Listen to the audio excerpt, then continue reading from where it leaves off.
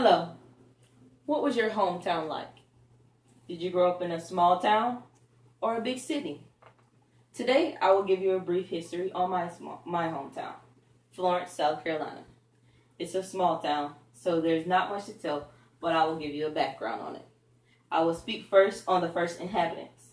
I will then go into the railroad and when became a county.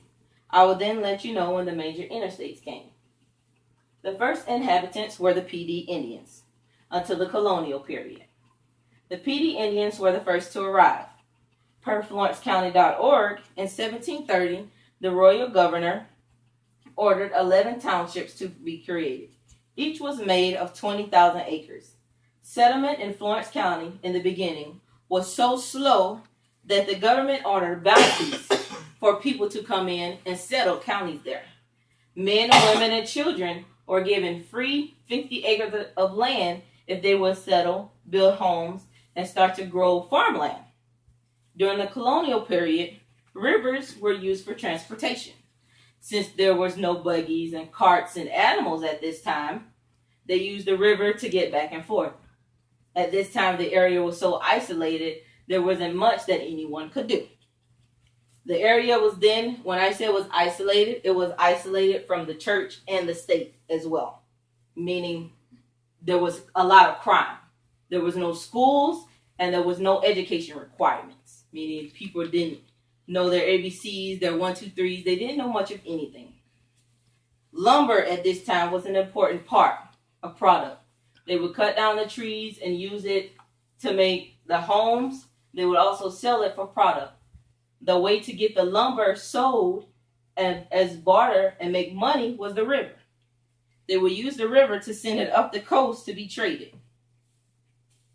In 1853, the now famous railroad came to be, which we now know today as the Amtrak station, right?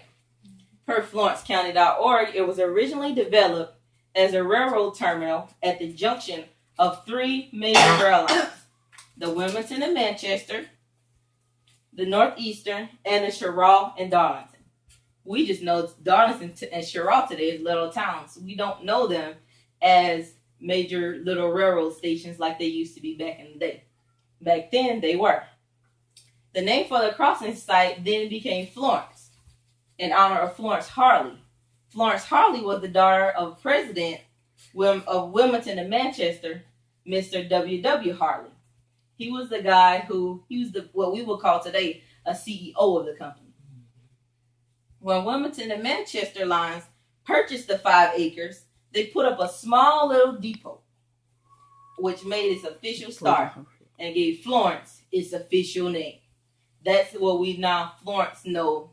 That's how Florence then became a little town by that first little depot, which kind of looked like a little house. During the Civil War, the railroads were busy, very busy. They carried troops, artillery, and supplies.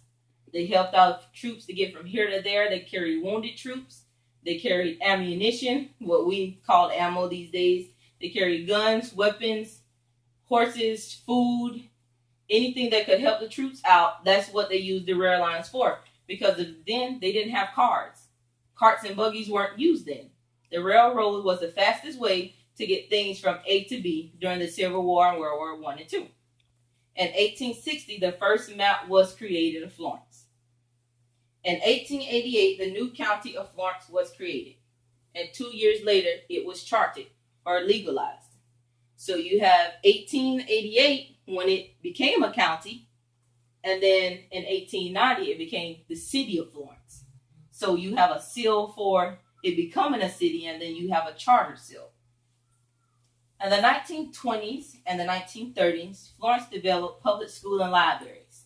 They now started giving people education, started educating people, started teaching them ones in their alphabet, their numbers, started, letting them know, okay, hey, we're going to start teaching you guys something.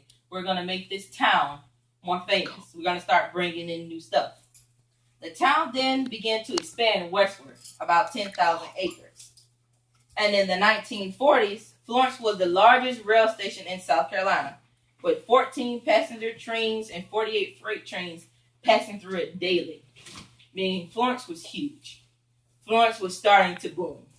Florence was starting to become on the map, as we say these days, because Florence was starting to be noticed. The importance of the railroad began to decline along the last half of the 20th century, because by that time the wars are starting to die down and people aren't needing to get things as far, because other towns are starting to become, and they're starting to produce their own. Florence is now in the middle of an 8-country region. We today call the Florence the PD. Florence is the PD area. During the 1960s and the 1970s, that's when we got Interstate I-20 and I-95, our major interstates. Because Florence was put on 301. That's all Florence was in the beginning, 301, which is the highway we use to go to the beach. Interstate 20 and 95 today can get you just about anywhere. Whether you want to go north, you want to go south, east, or west. You can take 20 to get you north and south, and you can take 95 to get you east and west. Those two major interstates can get you just about any way you want to go. Florence has continued to grow tremendously since its beginning. Today, it's also the medical center of the PD, with McLeod Regional Medical Center booming. It now has a cancer center, diabetic center, it has Health South. McLeod has smaller regions along Darlington, Hartsville, Lake City, Turbyville, Timmonsville, little medical centers that's connected to this huge regional big center, medical center, to become one huge entity to support the entire Florence County. The new renovations to the downtown Florence is bringing back new attractions and tourism back. McLeod Health Center is also growing and bringing in the new medical medicines as well. Florence continues to thrive and prosper year after year. Today, I have given you brief information on Florence County's first inhabitants, the railroad, when Florence became a county, as well as when the major interstates came. After listening to my speech, doesn't it make you wonder about the history of your own county? Doesn't it make you wonder how your hometown came to be? Researching your hometown can be fun and interesting, as I have figured out doing my research on my hometown. So go and challenge yourself to learn about the place where you grew up and the place where you came to be you. Here you have Florence County. Here's the first depot that was purchased by Wilmington and Manchester lines. As you can see, it looks like a little house. And in front of it, you have Mr. Harley holding his child along with his wife, Florence. She's the child that it was named after. And now here's the current Amtrak station, which we can see how it has grown and how huge it has become. This is the first seal of Florence, South Carolina, when it first became a county. And this is the current charter seal, once it became chartered as a company in 1890. This is also a picture of Mr. W.W. Harley, the guy who gave Florence its name. And this is a picture of the first train locomotive and its crew that came through Florence County once the rail stations were put up. This is Wayside Hospital. It's the first hospital in Florence that was put in Florence. If you ever visit, you can go and look downtown. When you're coming down Palmetto Street, it's all white and boarded up now, but it's still there. And if you look at McLeod Regional Medical Center, which is where the current hospital is, it's on Chevy Street, but it's on the street right behind it a little further down. It's bigger than that now, but it almost takes up the whole block. Thank you.